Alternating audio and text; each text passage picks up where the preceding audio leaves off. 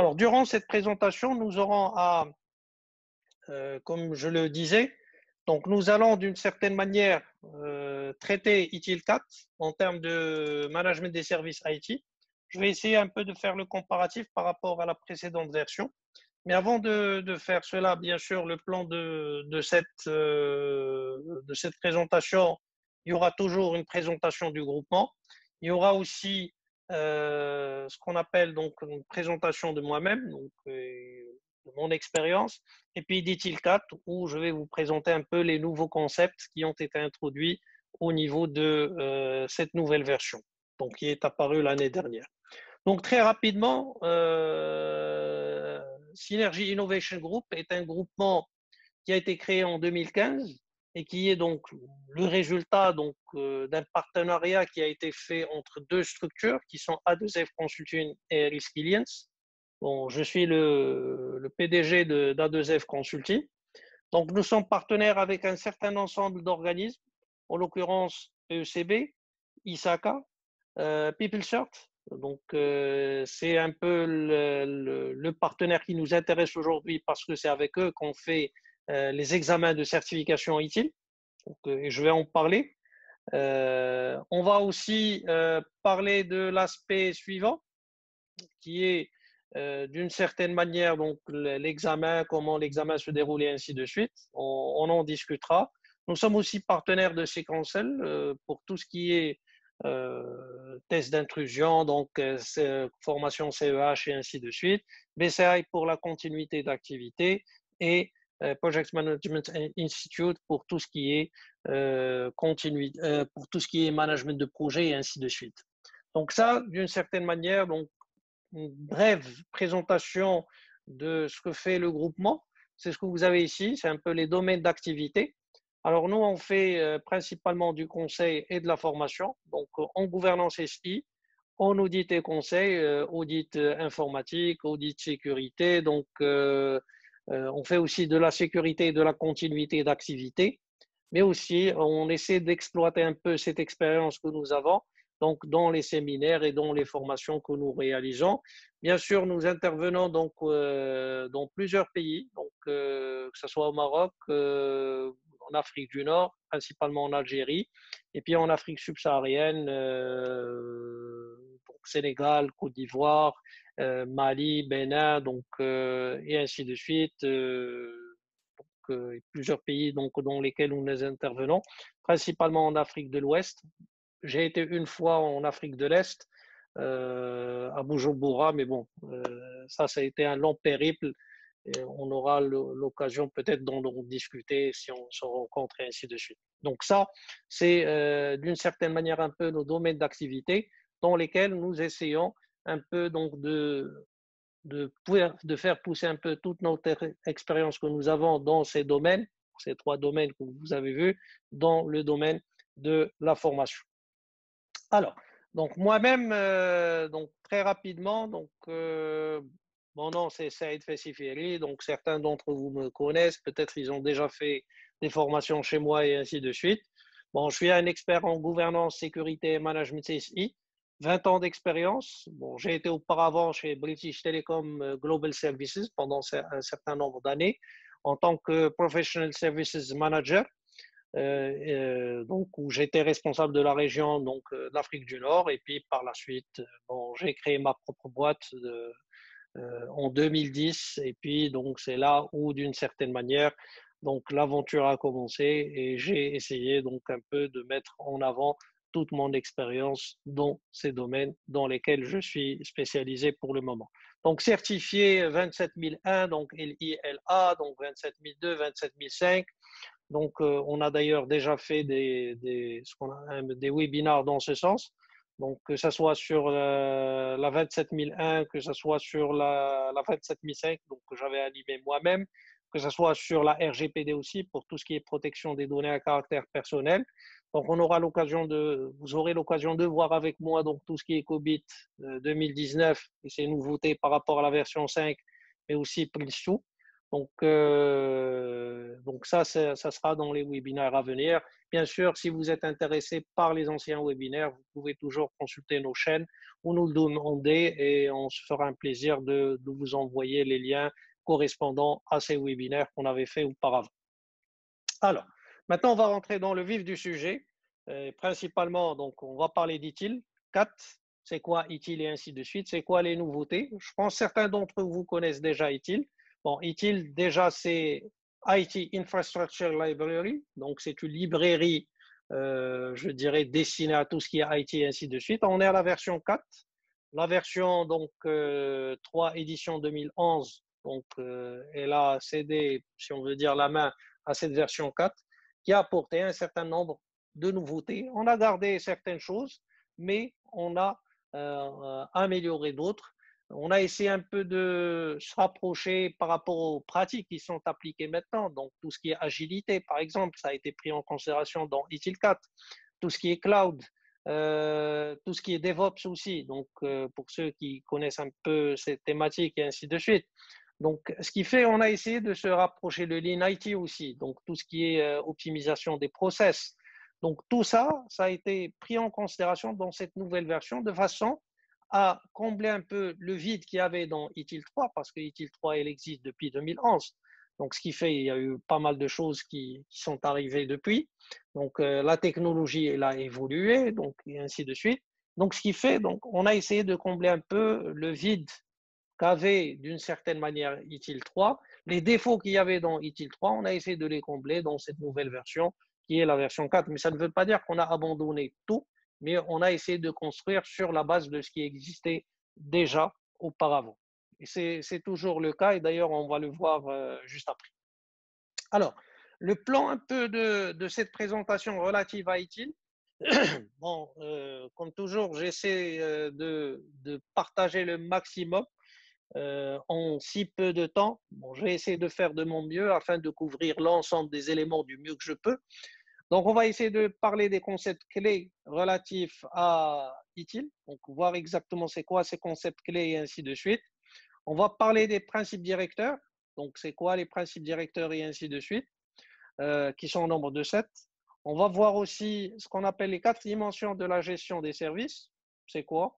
On va parler aussi système de valeur de service ITIL et on va parler du SVC, du SVS et du SVC. Donc, Service Value Chain, donc c'est le SVC, et le système de valeur de service, c'est le SVS. Donc, on va voir ça. On va parler de l'amélioration continue et on va parler d'une vue d'ensemble des pratiques ITIL et des éléments qu'on a à ce niveau-là. Alors, donc maintenant, donc l'un des concepts majeurs qu'on avait déjà auparavant, mais qu'on a essayé d'introduire une deuxième fois au niveau de ce qu'on appelle ITIL 4, c'est un peu déjà cet aspect client-fournisseur, ou si on veut dire fournisseur de services et consommateur de services. C'est un peu ces éléments qu'on a ici. Donc, on parle toujours non seulement de création de valeur, mais de co-création de valeur. C'est-à-dire comment chacun il peut apporter un plus par rapport à l'autre. C'est-à-dire que c'est une relation actif-actif et non actif-passif entre les deux parties. Donc, et lorsqu'on parle de consommateur de service, il est constitué de 3 composantes, si on veut dire. Il y a le client, il y a le sponsor et il y a ce qu'on appelle l'utilisateur. Donc, le client, c'est lui qui définit les exigences. Le sponsor, c'est lui qui, d'une certaine manière, valide les budgets ou autorise les budgets. Et puis, il y a ce qu'on appelle l'utilisateur, qui est celui qui devrait, ce qu'on appelle, utiliser le service. Ce qu'on appelle, c'est celui qui est devant le clavier ou devant la tablette. C'est-à-dire, c'est lui qui va utiliser le service. Donc, c'est l'utilisateur. Donc déjà, ça, c'est les différents acteurs qu'on a à ce niveau-là. Et on essaie donc de les détailler un peu plus au niveau de cette version d'ITIL 4. Alors, maintenant, l'un des aspects aussi qui ont été introduits à ce niveau-là, c'est ce qu'on appelle la gestion des relations de service ou ce qu'on appelle le Service Relationship Management. Donc, toujours, le fournisseur de service qui est à gauche, bon, c'est celui qui est là pour fournir le service, alors que le consommateur, il est là pour mettre en œuvre des activités pour consommer les services. C'est-à-dire, il va mettre en place des actions pour consommer le service. Donc, la gestion de la relation de service, elle consiste en quoi? Elle consiste en des activités conjointes qui seront menées entre les deux parties. Par exemple, dans cette situation actuelle que je suis en train de présenter, vous qui êtes présent dans ce webinaire, vous êtes consommateur de services, alors que moi, je suis fournisseur de services. Donc, chacun de nous, il a mis des siens pour qu'il puisse, je dirais, exploiter le service. Moi, à mon niveau, j'ai mis en place un certain ensemble d'activités ou j'ai exécuté un certain ensemble d'activités pour fournir le service, alors que de votre côté, vous avez exécuté un certain ensemble d'activités pour consommer le service. Donc, la gestion de la relation de service, elle consiste en des activités conjointes qui vont être réalisées par un fournisseur de services et un consommateur de services pour assurer la co-création de valeur sur la base d'offres de services convenues et disponibles, c'est-à-dire sur la base desquelles on s'est mis d'accord. C'est ça la gestion de la relation de service et c'est quelque chose qui est très important à maintenir dans ce qu'on appelle la co-création de valeur. Parce que si on essaie de gérer cette relation, c'est dans un objectif qu'il y ait une création de valeur mutuelle entre les deux parties, c'est-à-dire entre le fournisseur de services et le consommateur de services. L'un des concepts aussi qui ont été introduits à ce niveau-là, au niveau de ce qu'on appelle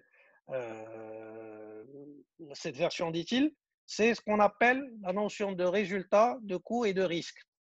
Alors, à ce niveau-là, ce qu'il faudrait comprendre, c'est que lorsqu'on parle de résultat, il faut qu'on fasse la différence entre résultat et sortie, c'est-à-dire faire la différence entre output et outcome. Le résultat, c'est l'outcome, c'est un résultat. On attend un résultat. Par exemple, je fais une formation, mais le consommateur de service, il attend à ce que, je dirais, cette formation puisse aboutir, par exemple, à une certification, à ce que les gens puissent réussir ou qu'il y ait un maximum de personnes qui puissent réussir. Ça, c'est le résultat. Le sortie, ou ce qu'on appelle les sorties, c'est les livrables que nous allons donner. Donc, le support de cours, par exemple, c'est un livrable, c'est une sortie. Lorsque je vais donner, par exemple, des slides, c'est une sortie, et ainsi de suite. Lorsque je vais expliquer comme ce que je suis en train de faire maintenant, ça, c'est une sortie, ce n'est pas un résultat. Le résultat, c'est qu'au final, à la fin de ce webinaire, par exemple, vous allez comprendre plus ou moins les concepts clés d'ITIL4 et les nouveautés qui ont été apportées au niveau d'ITIL4 par rapport à la version 3 et ainsi de suite. Donc ça, c'est ce qu'on pourrait dire. Donc déjà, faire la différence entre ce que c'est qu'un résultat et une sortie. Donc il y a ce qu'on appelle la notion de coût et de risque.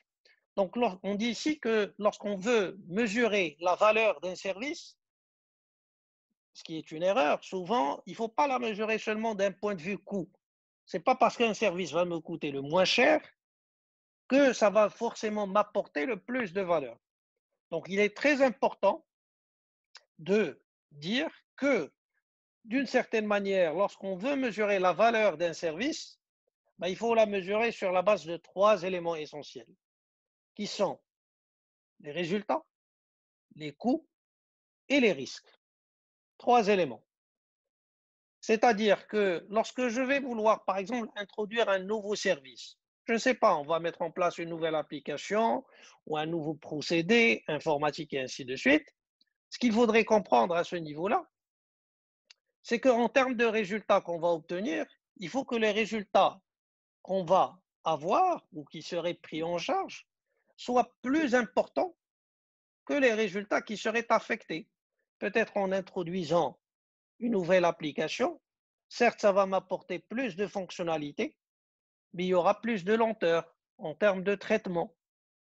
Il faut qu'on puisse mesurer ça dans la balance, mais pas seulement en termes de résultats, mais il faut voir aussi le coût, les coûts introduits par rapport aux coûts qui ont été retirés, c'est-à-dire en introduisant cette nouvelle solution, peut-être j'ai réduit les coûts parce que tout simplement on fait les choses avec moins de traitement, on a besoin de moins de personnes pour pouvoir faire ça, mais de l'autre côté, il y a de nouveaux coûts qui vont être introduits, qui sont des coûts peut-être de licence, des coûts de maintenance et ainsi de suite, des coûts d'acquisition de matériel. Donc tout ça, c'est des choses à prendre en considération. Mais il y a aussi le côté risque. peut-être en intégrant ce nouveau service, ben, il y aura des risques qui vont être retirés, mais d'autres qui vont apparaître. Donc, la mesure de l'équilibre entre l'ensemble des éléments positifs et négatifs, il doit être fait pour ces trois éléments pour qu'au final, on puisse décider est-ce qu'il y a création de valeur ou pas. Dans ce schéma-là, certes, il y a une création de valeur, mais si la balance, elle avait balancé de l'autre côté, ben, ça veut dire qu'il n'y a pas création de valeur parce que tout simplement les aspects négatifs sont beaucoup plus importants que les aspects positifs. C'est ça ce qu'il faudrait retenir à ce niveau-là concernant la création de valeur. Maintenant, l'un des aspects aussi qui ont été introduits dans cette version d'ITIL, qu'on avait dans la certification ITIL Practitioner, bon, avec quelques modifications, c'est les principes directeurs qui ont été introduits. Alors, ces principes directeurs, ce qu'il faudrait comprendre, ils sont au nombre de 7, c'est qu'on a à ce niveau-là, le premier principe directeur, c'est focus on value, c'est privilégier la valeur. C'est-à-dire dans tout ce que nous allons entamer au niveau de, je dirais, de la création de services, il faut toujours se focaliser sur la valeur et sur la création de valeur. C'est très important. Start where you are, c'est le deuxième principe directeur, c'est-à-dire il faut commencer là où vous êtes. Et d'ailleurs, le meilleur exemple que je pourrais vous donner, c'est ITIL 4. C'est qu'on ne s'est pas dit que ITIL 3 n'est pas bon, on va tout balancer et on va tout reconstruire from scratch. Non, ce n'est pas le cas. Donc, on a essayé de construire sur la base de ce qu'on avait déjà, parce qu'il y avait des acquis, il y a des choses qui fonctionnent bien au niveau d'ITIL 3, mais qu'on a voulu améliorer. Donc, c'est ça. Donc, c'est commencer à son niveau. Start from where you are. Troisième élément, et ça illustre l'agilité, c'est avancer par itération avec feedback. Et ça, c'est un aspect qui a été introduit au niveau d'ITIL, parce que tout simplement, il te dit, au lieu de voir le problème en un seul morceau, il faut essayer de le diviser en plusieurs plus petites parties. Donc, c'est ça ce qui va vous permettre de maîtriser plus les choses et le faire par itération. Et l'agilité et les méthodes agiles, elles se basent sur ce principe-là. Et c'est pour ça donc ça a été introduit au niveau d'ITIL, donc pour essayer d'illustrer ces avantages qu'apporte l'agilité dans le milieu professionnel et ainsi de suite. Quatrième principe directeur, c'est collaborer et promouvoir la visibilité. C'est-à-dire, il te dit, l'un des aspects qu'il faudrait bannir au sein d'une organisation, c'est ce qu'on appelle l'effet silo, donc, ou ce qu'on appelle éliminer ce qu'on appelle les silos organisationnels. Qu'est-ce que cela veut dire? Cela veut dire tout simplement qu'il faudrait communiquer non seulement verticalement, mais plutôt de façon transverse, c'est-à-dire horizontalement. Parce que lorsque nous voulons créer un service, ce n'est pas que le département informatique qui est concerné, mais tout le monde est concerné, les utilisateurs, les métiers et ainsi de suite, toutes les parties prenantes. Donc, il faut qu'il y ait une communication qui est transverse. Mais pour qu'il y ait cette communication transverse, il faut d'abord collaborer et promouvoir cet aspect-là et promouvoir la visibilité pour développer cette notion de confiance parce que les gens, il faut qu'ils sachent exactement sur quoi on va se projeter et ainsi de suite. Cinquième principe directeur, c'est penser et travailler de façon holistique, c'est-à-dire think and work holistically. Donc, il faut lorsqu'on pense à la création de services, il faut y penser de façon globale. Et d'ailleurs, ça, nous allons le constater dans le cadre je dirais, des 4 dimensions de la gestion des services, qu'on va voir juste après, où nous allons parler de ces 4 dimensions. Et ces 4 dimensions, elles ont été là, principalement dans un objectif de penser et travailler de façon globale. Cinquième principe directeur, ou sixième, pardon, principe directeur, c'est opter pour la simplicité et la pratique. C'est ce qu'on appelle en anglais keep it simple and practical. Et là, d'une certaine manière, l'objectif principal, c'est de rester simple. C'est-à-dire, ce n'est pas de chercher la complexité. Il faut rester pratique. Donc, là où vous avez par exemple un process qui est complexe, il faut essayer de le simplifier au maximum. Il faut éliminer les éléments redondants et ainsi de suite. Et puis, dernier principe directeur, c'est ce qu'on appelle optimiser et automatiser. Optimiser et automatiser, c'est dans un objectif d'abord d'optimisation. Donc, on cherche à optimiser nos services, nos process et ainsi de suite, nos flux, on cherche à les optimiser et à automatiser dans la mesure du possible, c'est-à-dire réduire l'intervention humaine dans la mesure du possible. Donc ça, c'est les 7 principes directeurs qui ont été introduits, bon, qui existaient dans ITIL Practitioner depuis 2015-2016 et puis qui ont été reconduits dans cette nouvelle version d'ITIL, donc avec quelques changements, mais c'est des principes directeurs que nous devrions adopter dans le cadre de la création de services. Donc, lorsque nous allons vouloir mettre en place un service, ben, il faut prendre en considération ces principes directeurs dont on est en train de parler à ce niveau-là. Donc, ça, c'est ce qu'on pourrait dire ici sur ces principes directeurs. Donc, les 4 dimensions de la gestion des services, pour ceux qui ont déjà fait ITIL, ou la version précédente d'ITIL, il faut comprendre, ça, c'est ce qu'on appelait auparavant les 4 P de la gestion des services. Donc, les 4 P de la gestion, de la conception des services, pardon, là maintenant, on les appelle les 4 dimensions de la gestion des services. Donc, ces 4 dimensions, c'est ce qu'on appelle, ils te disent qu'il faut prendre en considération ces 4 dimensions. Il faut penser de façon globale, holistique. Donc, l'organisation et les personnes. Il faut penser à l'information et la technologie à utiliser, les partenaires et les fournisseurs avec lesquels on devrait travailler, mais aussi les flux de valeur et les processus. Ça veut dire que lorsque vous voulez créer une application, mais il ne faut pas voir que le côté information et technologie, mais il faut voir aussi les compétences des gens qu'on a, notre organisation, comment elle est faite. Est-ce qu'il y a des partenaires et des fournisseurs qui peuvent nous accompagner dans ce sens? Quel est notre flux de valeur et les processus qui sont en place pour qu'on puisse mettre en place un service qui est adapté à tout cet écosystème. Et il faut savoir que ces 4 dimensions dont on est en train de parler ici, ce sont des dimensions qui, d'une certaine manière, sont influencées par des facteurs externes. Ces facteurs externes, bon, et ça on en parle au niveau du cours ITIL 4 Foundation, ce qu'on appelle les facteurs PESTEL, c'est-à-dire tout ce qui est politique, économique, social, je dirais ce qu'on appelle technologique, légal et environnemental. Donc ça, c'est les différents facteurs qui influencent d'une certaine manière la manière avec laquelle on devrait utiliser, bon, par exemple, la technologie, comment on pourrait s'organiser, l'utilisation des partenaires et des fournisseurs, et ainsi de suite. D'accord?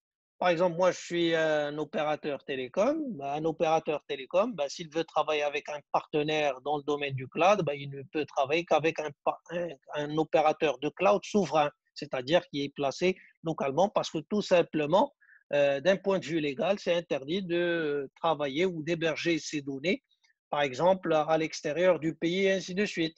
Donc ça, c'est un facteur qui va influencer le choix des partenaires et des fournisseurs qu'on va avoir et ainsi de suite.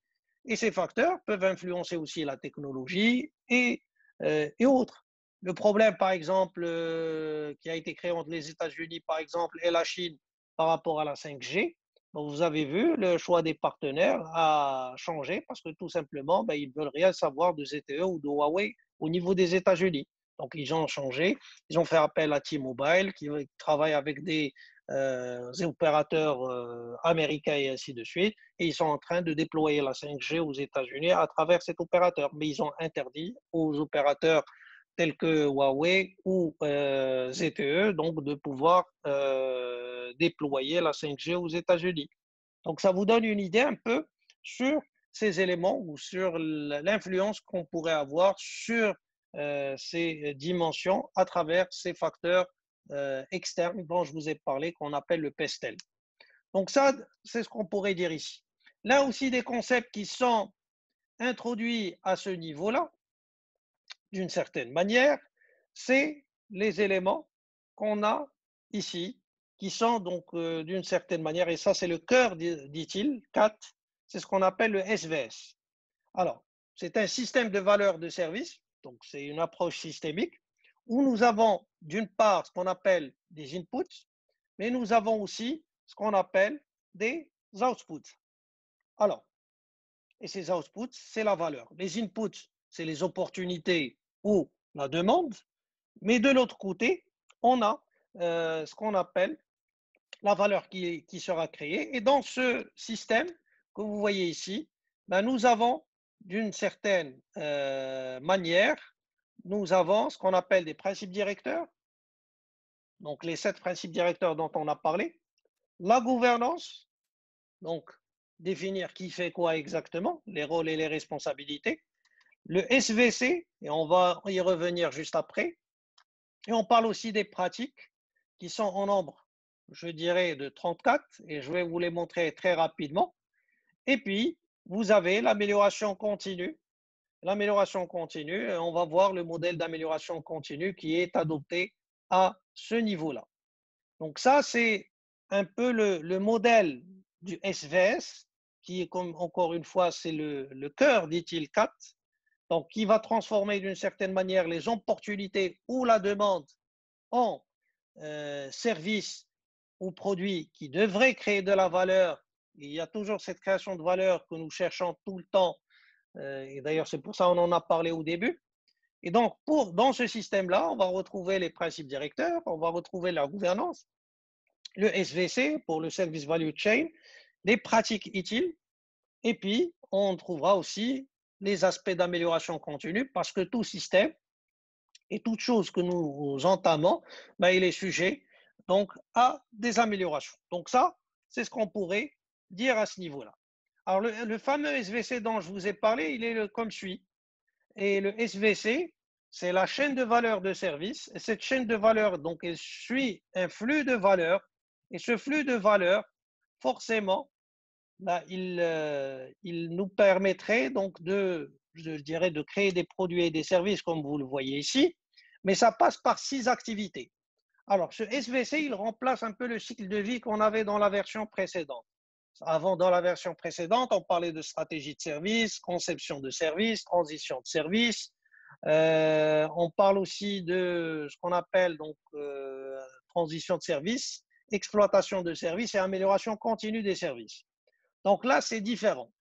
Donc l'approche là a été différente et c'est beaucoup plus pratique. Et on a essayé de prendre en considération toutes les problématiques qu'il y avait dans, je dirais, dans la version précédente pour essayer de proposer quelque chose de plus adéquat. Donc, dans le SVC, on entame de façon un peu plus détaillée ces 6 activités que vous voyez ici. Donc, il y a planifier et améliorer. Ensuite, il y a engager, parce que tout d'abord, toute chose elle doit être planifiée. Ensuite, il y a l'engagement qu'on devrait avoir à ce niveau-là. Après l'engagement qu'on a vis-à-vis des parties prenantes externes, ben, il faudrait qu'on arrive à concevoir et à transformer ce service-là. Donc, il faut qu'on fasse de la conception. Ensuite, après la conception et la transformation, ben, on va obtenir ou construire l'élément, c'est-à-dire soit acquérir, soit carrément construire nous-mêmes le service. Et puis après cette étape-là ou cette activité viendra ce qu'on appelle délivrer et supporter. C'est là où on fait la livraison et le support. Et bien sûr, améliorer, ben, toute chose est améliorable et ainsi de suite. C'est comme ça, c'est en suivant ces activités qu'on arrive à créer des produits et des services. Et c'est ça ce que nous nommons, ce qu'on appelle la chaîne de valeur. Cette chaîne de valeur, elle est constituée d'un ensemble de flux de valeurs associés par rapport à ça. Donc ça, c'est l'un des éléments aussi majeurs qui ont été introduits au niveau d'ITIL 4, qui remplace le cycle de vie qu'on avait auparavant, qui est ce qu'on appelle stratégie de service, conception de service, transition de service, exploitation de service et amélioration continue des services. Le modèle d'amélioration continue, il est resté le même par rapport à la version précédente, puisque dans cette version, la seule étape qui a été rajoutée, c'est action, take action. C'est la seule chose. Mais toujours, on commence par la vision. Où sommes-nous? Où voulons-nous y aller? Comment devrait-on y aller? C'est-à-dire donc définir le plan d'amélioration, prendre les actions ou faire des actions, c'est-à-dire planifier les actions, exécuter les actions. Ensuite, de se poser la question, sommes-nous bien arrivés? Et là, c'est les métriques et les KPI qui vont nous aider dans ce sens. Et puis, la dernière étape, c'est de se dire, d'une certaine manière, comment rester sur ce rythme-là ou comment rester sur cette lancée et ainsi de suite ou sur cette dynamique. Et c'est ce qu'on appelle en anglais how to keep the momentum going. Et ça reste cyclique et on est dans cette démarche d'amélioration continue qu'on explique de façon un peu plus détaillée. D'ailleurs, cette démarche d'amélioration continue ou ce modèle d'amélioration continue, c'est ce qu'on expliquait en détail dans le cours ETL Practitioner, qui est d'ailleurs toujours présent, mais qu'on a aussi abordé, mais de façon un peu plus générique dans ce cours ETL Foundation. Donc ça, c'est ce qui est entamé aussi dans le modèle d'amélioration continue. Maintenant, bon, par rapport aux pratiques ETL, il faut savoir que les pratiques ETL, on en a 34. 34 pratiques ETL réparties en pratiques de management général, pratiques de management de service et pratiques de management technique. Donc, ces pratiques, d'une certaine manière, on en a 34. Dans la version précédente, on avait 26 processus. Vous avez vu qu'on a changé le terme processus par pratique. Pratique, c'est un ensemble de ressources qu'on va déployer et ainsi de suite et qu'on va mettre à la disposition de l'entreprise pour créer le service. Donc, certaines pratiques ont été rajoutées et comme vous voyez au total maintenant, on en a 34. Il y en a celles qui ont été éclatées, d'autres qu'on a essayé de regrouper, donc d'autres qu'on a créées. Et donc, ces pratiques, donc vous avez des pratiques de management général, des pratiques de management de service et des pratiques de management technique. Donc, c'est du 14, 17, 3. Donc, si vous faites le calcul, vous allez en trouver 34. Donc, dans la version précédente, on parlait de processus et de fonctions. On avait 26 processus et 4 fonctions. Dans la version actuelle, on parle de 34 pratiques. On ne parle plus de process et de fonctions. Donc, vous pouvez voir ici la liste associée par rapport à ça. Bon, je pourrais citer certaines d'entre elles. On parle de la gestion de la sécurité de l'information. On parle de la continuité, donc la gestion du changement organisationnel. On parle de la gestion financière des services. On parle de la disponibilité. On parle du centre de service. On parle de la gestion des incidents. On parle de la surveillance et de la gestion des événements. On parle de la gestion des problèmes, la gestion des niveaux de service, la gestion de demandes de service. On parle aussi de la gestion de déploiement, donc la gestion des mises en prod aussi. Donc tout ça, c'est des choses qu'on traite à ce niveau-là, au niveau d'ITIL. Il faut savoir que dans le cours ITIL Foundation, on ne traite que 18 pratiques parmi les 34. C'est ce qui est exigé pour la certification. Et c'est ce que nous entamons à ce niveau-là. Maintenant, très rapidement, pour le cours, c'est un cours où nous délivrons le support de cours. Nous délivrons aussi le livre officiel ITIL4 Foundation. Et puis, on prépare à la certification. Bon, je pourrais vous dire, bon, j'ai eu à former plus d'une centaine de personnes maintenant sur ITIL4 et nous avons un taux de réussite qui avoisine les 100%. Moi, je dirais c'est du 99,999%. C'est rare où on a, je dirais, des personnes qui ne réussissent pas. Donc, on fait en sorte que, je dirais, on prépare les choses convenablement pour que les gens puissent comprendre très rapidement les concepts. On leur donne, comme j'ai dit, donc le support de cours ainsi que le livre officiel ITIL4 Foundation où vous avez tout le détail sur le framework et ainsi de suite. Donc ça, c'est ce que je pourrais dire très rapidement sur ITIL4. J'espère avoir été clair dans mes propos et dans ce que j'ai présenté. Je vous remercie encore une fois pour votre participation.